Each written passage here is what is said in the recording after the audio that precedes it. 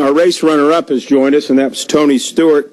He drove the number 14 Bass Pro Shops Ducks Unlimited Chevrolet for Stewart Haas Racing. And Tony, certainly a wild and woolly race out there tonight, especially that finish. Can you tell us about it, please? I'm glad I was ahead of all the chaos. It's worked out kind of the way we had planned. I mean, I wanted to go to lap 110 and then, try to start working our way forward, and the caution ended up coming out that set us up for that. So, we restarted behind Kevin, I think, at that point, and got ourselves in the top 10 there, and then just kind of kept working on it from there. So, made a couple of chassis adjustments, the car, and it seemed like it responded pretty well to it. So, no big dramas from our side. Luckily, everything was, for the most part behind us, except for, Casey's deal. But, it really didn't, that one didn't cause us any drama. I mean, we were able to stay in the gas and going through. Questions for Tony, Ed? Ed Hinton, ESPN.com. Tony, looking back through all the races and all those restarts Jimmy made and how he blew people away on the restarts, and in the context of plate racing, have you seen a car and a driver any more just sheer overpowering than he was tonight? I didn't get to see him till the last 2 or 3 restarts there, but I mean, obviously every restart he was able to get to the front. So, the rest of the day I really wasn't able to see. I mean, I know he led a lot of laps tonight, so, they obviously had a fast car, but didn't see the whole thing, obviously, so I'm not sure I can totally comment on it. But, I mean, he definitely was strong on restarts. He had, being the leader helps in that, obviously, but, he's definitely getting good jumps on the restart, and, wasn't doing anything trick or fancy on it. He just was getting really good restarts all day, and he just stuck with it. It seemed to be what he was doing was working. Let's go to Mark Long. I'm following up on that. With Jimmy becoming the first guy to sweep here in 31 years, Bobby Allison, 82, can you just maybe talk about how impressive that is to win both races here? Yeah, I guess. I mean, these things are such a crapshoot that, I mean, I guess it is impressive. I mean, it's all 43 guys have a shot at winning the race. I mean, we saw that, earlier this year. So, it's, they definitely had a fast car. I mean, they had a fast car at the 500. They had a fast car here. So, it makes sense. Dwight, Lenny, right here. Dwight Drum, racestake.com. Tony, you guys hate second place, but, on Monday you get to count the points. And talk a little bit about how that is for you and your team to help a little bit with momentum. I don't know where we ended up tonight, but, I mean, it's definitely a good point night. I mean, if you can't win, you always want to run second. So, with these things being as crazy as they are, I mean, if you can end up with a top 2, you're pretty happy when you leave here, because normally if you leave here in the top 2, you got a straight race car too. So, 1 out of 3 isn't bad in the organization there. The other 2 got watered up pretty good.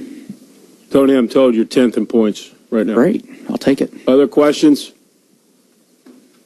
Right up here to Kenny.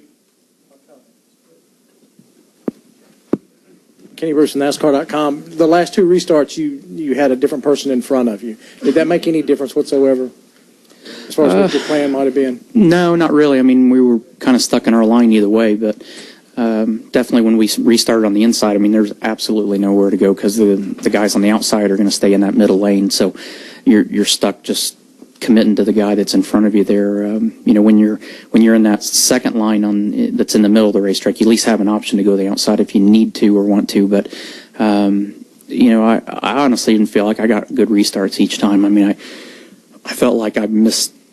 It wasn't the car or gear or motor or anything like that. I just felt like I didn't time them right. And luckily guys behind me were able to help get me recovered there. So. But I didn't feel like I had the best restarts tonight. I mean, I was trying to time them right and never could get the timing right. So, we'll try to get that straightened out for next time. Go over here to the far right, Hill. Hill Overton, WIXC. Just pick a station. WNDB here. Yeah. Whatever one you want to be with. Tonight. Well, both of them. Tonight, though, you went to the back very early. You stayed there for 2/3 of the race. Was that pre-planned or something that just kind of happened as the race evolved? You guys act like you've never seen me do that before. I mean, I've been doing that for 15 years, and we've had good results out of it. You look Strictly back, a safety move, right? we just had good luck doing that. You know, you go back there to try to give yourself a little bit of a buffer, and not, you know, if you're up there in the mix, you know, if something happens, it's hard to get away from it when you're crammed in there. So, you know, this is a 195 mile an hour chess match, and the lap that pays is lap 160. So, you know, a lot is said about guys that lag back like that, but I mean, we're in the most competitive series in the country, and when you're running in the most competitive series in the country, you have to do what you think is in the best interest of you, your car, your team, and your situation to get to the end. And part of winning races is knowing to be where at what times. And you know, you can go and fight your guts out for the lead all day long, and you're not really gaining anything sometimes. So you know, it was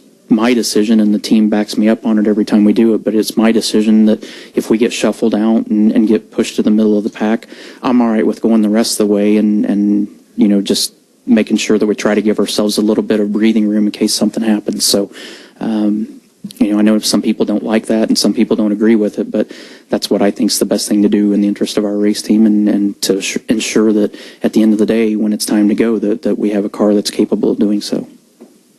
Jennifer, AP, Tony, I think you have 2 or 3 cars going home intact, which I guess would be a good day. But do you like this racing at this stage? Go back to your old notes. Okay. It's the same. My opinion hasn't changed in 15 years. Other questions? If you don't have them, somebody else in the room will have them. You know that. So. Anybody else? Well, Tony, thanks for coming in. We'll see you at New Hampshire. Thank you.